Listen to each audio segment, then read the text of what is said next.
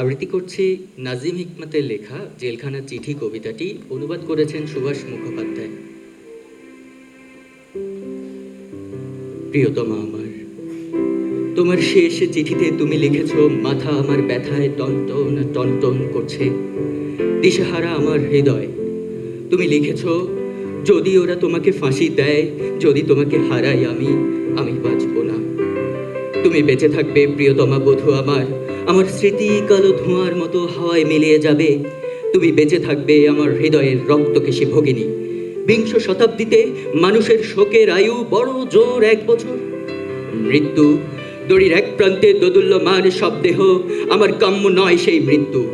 তবু প্রিয়তমা আমার, তুমি যেন জল্লাদের লোমশ হাত যদি আমার গলায় ফাঁসির দড়ি পড়ায়, নাজিমের নীল চোখে ওরা বৃথায় খুঁজে ফিরবে ভয়।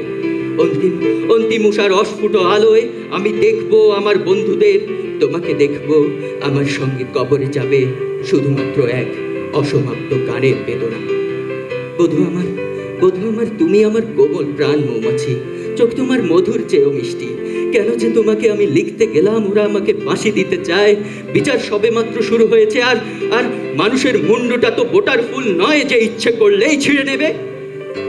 ভুলে যেও না, ভুলে যেও না, স্বামী যার জেলখানায়, তার মনে যেন সব সময় ফুর্তি থাকে। বাতাস আসে বাতাস যায়, চেরির একই ডাল একই ঝড়ে দুবার দোলে না। গাছে গাছে পাখির কাকলি, পাখাগুলো উঠতে চায়, জানলা বন্ধ, টান মেরে খুলতে হবে। আমি আমি তোমাকে চাই, তোমার মতোই রমণীয় হোক জীবন, আমার বন্ধু, আমার প্রিয়তমার মতন। নতজানু হয়ে আমি চেয়ে আছি মাটির দিকে, উজ্জ্বল নীল ফুলের মঞ্জরিত শাখার দিকে আমি তাকিয়ে। তুমি যেন মৃন্ময়ী বসন্ত আমার প্রিয়তমা। আমি তোমার দিকে তাকিয়ে মাটিতে পিঠ রেখে দেখি আকাশকে, তুমি মধুমাস, তুমি আকাশ। আমি তোমাকে দেখছি প্রিয়তমা। রাত্রির অন্ধকারে গ্রাম দেশে শুকনো পাতায় আমি জ্বালিয়েছিলাম আগুন, আমি স্পর্শ করছি সেই আগুন। নক্ষত্রের নিচে অগ্নিকুণ্ডের মতো জ্বালা তুমি আমার প্রিয়তমা। আমি তোমাকে স্পর্শ করছি, আমি আছি মানুষের মাঝখানে। ভালোবাসি মানুষকে, ভালোবাসি আন্দোলন, ভালোবাসি চিন্তা করতে। আমার সংগ্রামকে আমি ভালোবাসি। আমার সংগ্রামের অন্তঃস্থলে মানুষের আসনে তুমি আসীন। প্রিয়তমা বধূ আমার, আমি তোমাকে ভালোবাসি। রাত এখন 9টা, ঘন্টা বেজে গেছে গুমটিতে। সেলের দরজা তালা বন্ধ হবে এখনই। বেঁচে থাকায় অনেক আশা প্রিয়তমা, তোমাকে ভালোবাসার মতোই একাগ্র এই বেঁচে থাকা। কাল রাত্রে তোমাকে স্বপ্নে দেখলাম, মাথা উঁচু করে ধূসর চোখ তুলে তুমি চেয়ে আছো আমার দিকে। কৃষ্ণপক্ষে রাত্রে কোথাও আনন্দ সংবাদের মতন ঘড়ির টিক টিক টিক টিক আওয়াজ, বাতাসে গুনগুন করছে মহাকাল।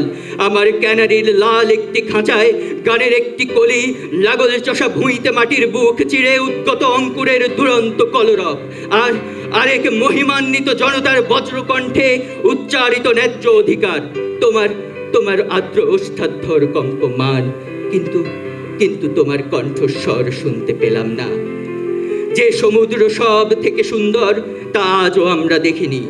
সব থেকে সুন্দর শিশু আজও বেড়ে ওঠেনি। আমাদের সব থেকে সুন্দর দিনগুলো আজও আমরা পাইনি। মধুরতম যে কথা আমি তোমাকে বলতে চাই, সে কথা আজও আমি বলিনি। কিন্তু আমি জেলে যাবার পর আগের চেয়ে অনেক উজ্জ্বল হয়েছে দিন। আর অন্ধকারের কিনার থেকে ফুটপাতে ভারী হাতে তারা অর্ধেক উঠে দাঁড়িয়েছে। আর আমি জেলে যাবার পর সূর্যকে 10 বার প্রদক্ষিণ করেছে পৃথিবী। আর আমি বারংবার সেই একই কথা বলছি।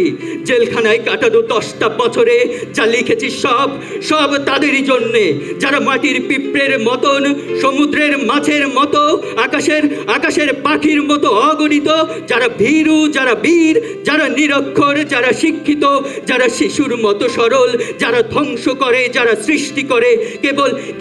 কেবল তাদের জীবন বৃত্তান্তে মুখর আমার এই গানে। আর ধরো আমার ছেলের 10টা বছর শুধুমাত্র কথার কথা।